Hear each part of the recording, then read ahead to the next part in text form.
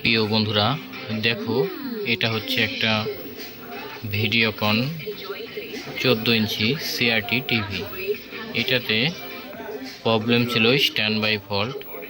তো stand by প্রবলেমটা আমি কিভাবে সলভ করলাম তোমাদেরকে দেখাচ্ছি।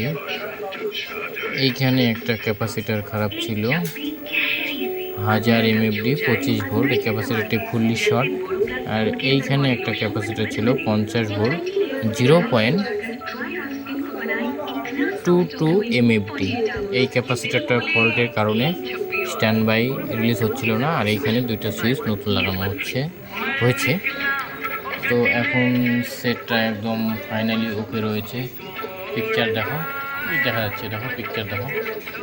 তো নর্মালি সিআরটি টিভি যখন আমরা কোনো ভিডিও এই মোবাইলের মাধ্যমে করি তো ছবি মনে হয় কাঁপছে, কিন্তু অ্যাকচুয়ালি না, এটা সিএফএল টিউব, এর জন্য ছবিগুলো এরকম দেখা যায়।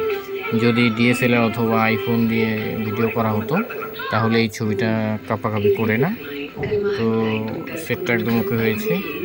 যদি কোনো টেকনিশিয়ান ভাই আমার এই ভিডিও দেখে থাকো তাহলে যদি স্ট্যান্ড বাই ফল্ট হয়, সর্বপ্রথম তোমরা এইখানে কন্টিনিউটি টেস্ট করবে, এই ক্যাপাসিটারগুলোর মধ্যে কন্টিনিউটি টেস্ট করবে। যেটা শর্ট ওই লাইন ধরে তোমরা আগাবে, ঠিক আছে? তোমরা দেখো এখানে 9 ভোল্টের এইখানে শর্ট ছিল। তো আমি সর্বপ্রথম এইখানে এই ক্যাপাসিটারগুলো ওপেন করে দেখছি, এগুলো শর্ট নেই। তারপরে এই লাইনে এইটা ওপেন করেছি, শর্ট নেই। তারপরে এইখানে ওপেন করেছি, শর্ট নেই।